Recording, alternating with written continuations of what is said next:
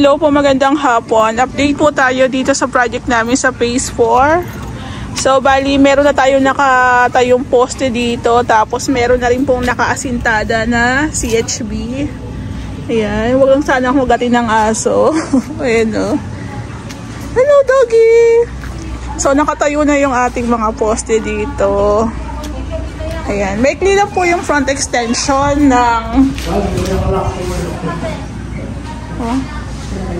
Nakatabag dito, maiksi lang po ang front extension ng ating row house. So, hindi lang ako, ma'am, sir, nakapag-update. Medyo busy. So, tinulang na kami ng bakal kasi halos lahat ng bakal nagamit na. Ayan. So, magpapagate pa lang po ako bukas. Naka-ready na yung ating mga pamorma na poste. Wow, sa likod meron na rin po palang asintada dito. Ayan, 3 poste natin dito. 1, 2, 3. So, abangan nyo rin po yung pinaka-renovation namin dito sa unit ni ma'am. Ito po is, sarado po ito. Dito yung, magkakaroon din tayo ng relocation ng CR. Dito na po siya bali. Yan, dito po siya bali na part. Tapos, sasarahan na po natin to. Ito, patibag mo na to. Patibag mo na to. Pasindadahan na yan. Oo. Tapos, dito, tawag dito, dito naman po yung kitchen nila. Ayan. So, itong part na to is gagawin natin bar counter. So, saktong-sakto na po yung taas ng ating asintada. By Monday, pwede na pong dugtungan yan. Ayan po. So, good thing na wala pa rin talaga silang katalikuran, tagiliran. Kaya makakakilos po tayo ng maayos. Sabi ko nga sa inyo, mas maganda pong mauna kayo magpagawa kaysa sa kapitbahay. Ayan. So, dito po, bibigyan ko po kayo ng ideas. Back and front extension pa lang po ng materials. Isumabot na po kami ng 100k plus. So, 100k plus, harap likod na po yun. Halos, ang kulang na lang po namin yung mga additional na bakal, mga additional na semento at buhangin. Ayan, tingnan nyo, meron tayong pang kisame, meron na rin tayong polycarbonate, meron na rin po tayong pang roofing sa harapan. Tapos, magiging maganda po ang renovation natin dito kasi ang partition na gagamitin namin, ang room kasi nila dito is nasa loob. So, ang gagawin po natin partition dito is simento. Ayan, concrete wall para mas matibay. At the same time, pagdating ng araw na gusto nilang, pwede na tayo mag-extend pataas. Magsisilbing ano na rin po yung foundation. Syempre, dito sa loob, naka-ano na tayo naka-concrete wall na tayo. So, pag naglagay tayo ng mga beam para sa second floor, madali na lang po. Kasi, at saka sabi ko nga, pag sinipa-sipa ng bata yung ating partition, hindi po siya masisira kasi nga bato. Ayan. So, kung magkakaroon kami ulit ng row house na projects, ganun po yung magiging atake namin. Concrete wall. Concrete wall tayo sa mga partition, room partition para mas matibay. So, dito sa dulo is bathroom. Dito naman po sa tabi ng bathroom is kwarto. Hanggang dito po yan. Tapos doon po is yung kitchen. Dito po is yung magiging dining. Tapos sopa na dito. Living area na po dito. So abangan nyo rin po ito. Naka-PVC panels din po tayo dito. Tsaka naka-metal spandrel. So share po namin yung pangunang bugso ng materialis dito para sa extension. Halos pangkalahatan na po yun. Oo nga. Halos ano na nga rin. Pero ayun nga po, yung kisame dito, tatanggalin po namin to gawa ng, sabi ko nga sa vlog is, kita na po yung mga crack lines. Ayan. Halos konti lang din po yung mga metal parings na nakalagay. Kaya minsan pala sa row house, bumabagsak yung kisame. Ayan. So, ito, magsiset up po tayo ng panibagong kisame dito. Then, ipapantay po natin yung level ng ating ceiling. Ayan. Abangan nyo po ito. Bukas, ayan, continue po tayo ulit. Hello po, magandang hapon. Today is Saturday.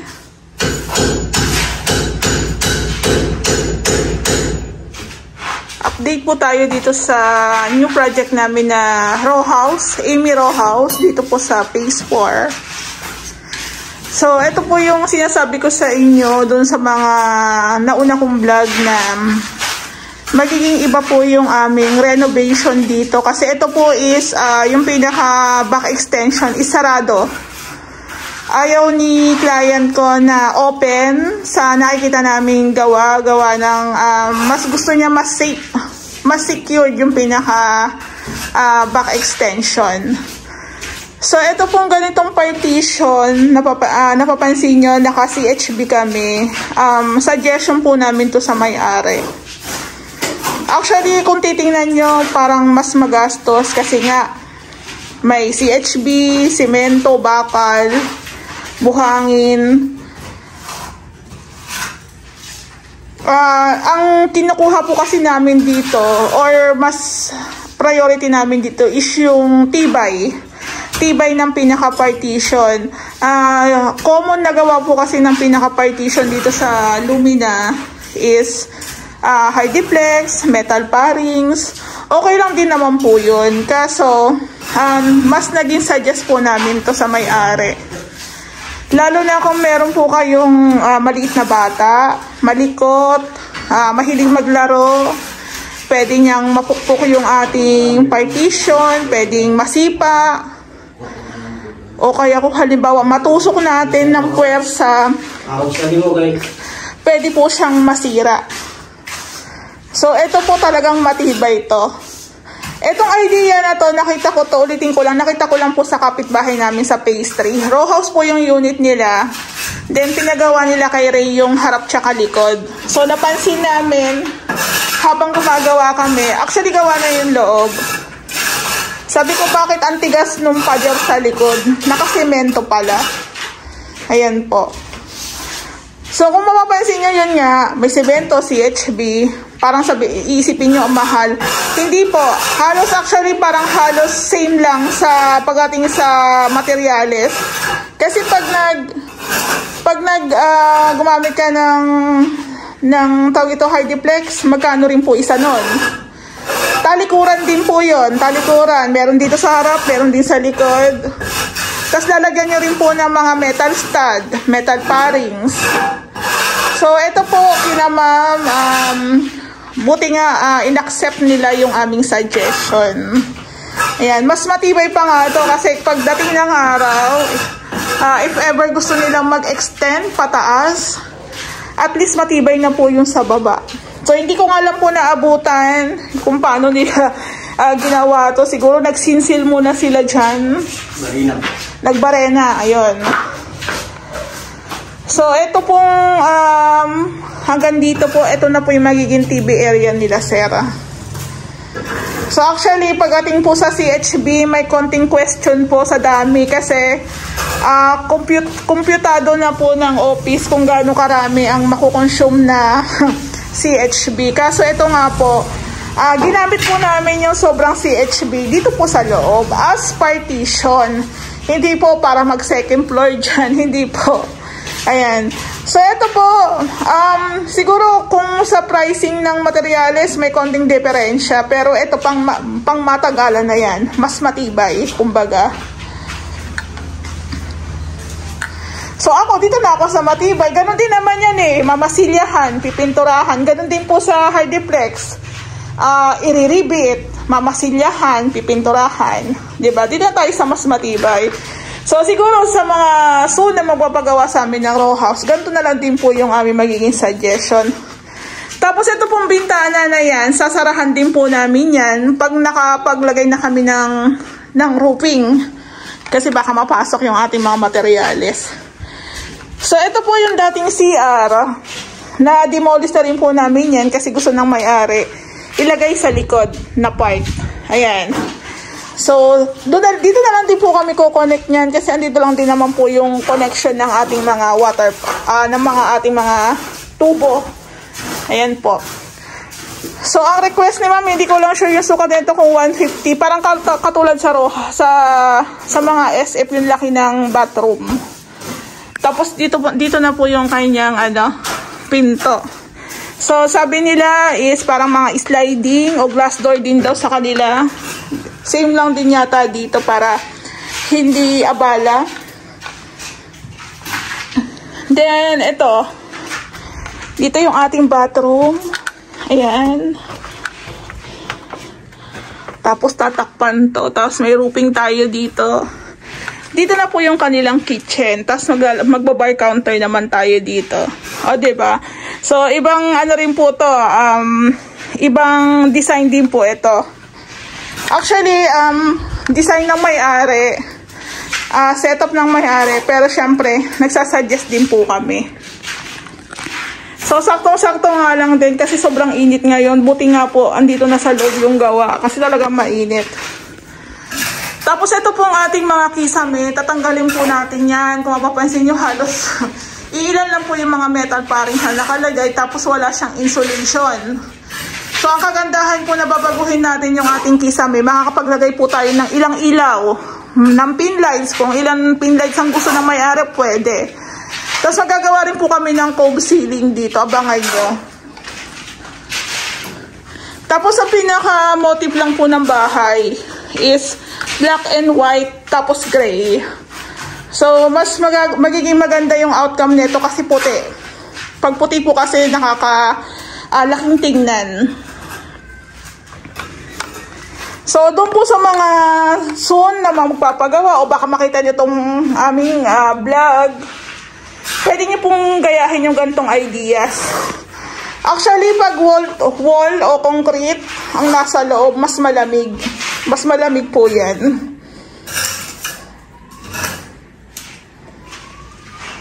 So, yung wala pa kaming tiles dito dito natin matototal kung ilan lang po yung magagamit. So, gawin po muna natin yung pinaka-bird type. So, actually, meron pa namang mga CHB dito. Ayan. So, meron na rin po tayong CHB sa labas. Pero, 150 ang sukat niyan. So, kulang pa. Same lang din po dito. Ayan. Meron na rin po tayong 2 patong po ata dyan. So, parang nakaka-excite yung gantong setup ng renovation. Lalo na ang pinaka-partition namin is concrete. Ayan. Sige lang po, go na.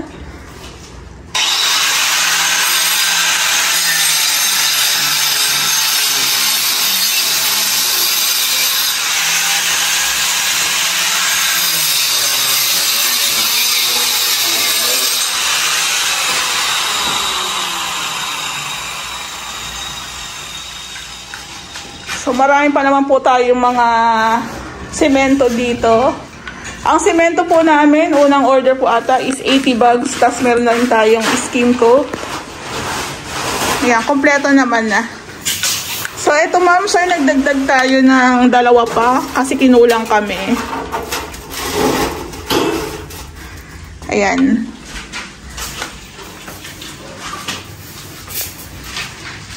So, itong unit ni sir, naka 105,000 na po ata kami. 2 deliver ng material. Siguro kung may mga additional man po sa hardware materials is semento, tsaka po yung ating mga buhangin. Pero sa totoo lang 105, wala pa po itong wala pa po yung para sa kisame na PVC panels tsaka sa tiles. Pagdating naman sa tiles, siguro konti na lang ang mabibili kasi hindi naman to ganun kalaki na area. Hindi po katulad sa mga ginagawa naming SF.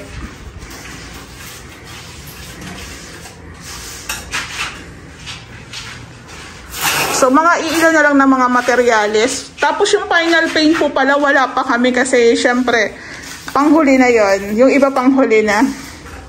Ito rin po yung pinaka-struggle talaga namin sa row house. Dito kami gumagawa. Nandito rin yung mga materyales. Sama-sama, kumbaga masikip. Hindi po katulad dun sa mga two-story. Pwede naming maubos yung materyales. Sa taas, magamit na namin. Kaso, yun nga, mahirap kumilos. So, sa mga 2-story po kasi, nagagamit na namin yung ibang materyales sa taas. So, kumukunti na po sa baba. Dito talaga, andito lahat. Ayan, sama-sama. Kaya, hindi po muna ni Ray pina-order yung ating tiles, adhesive, yung mga PVC panels kasi madudumihan lang din at saka baka po mabangga. Ayan, i-shoutout ko lang po pala si Sir tsaka si Ma'am Connie. Ayan. May gawa sir kaso wala lang din akong update gawa ng medyo malayo din po kasi.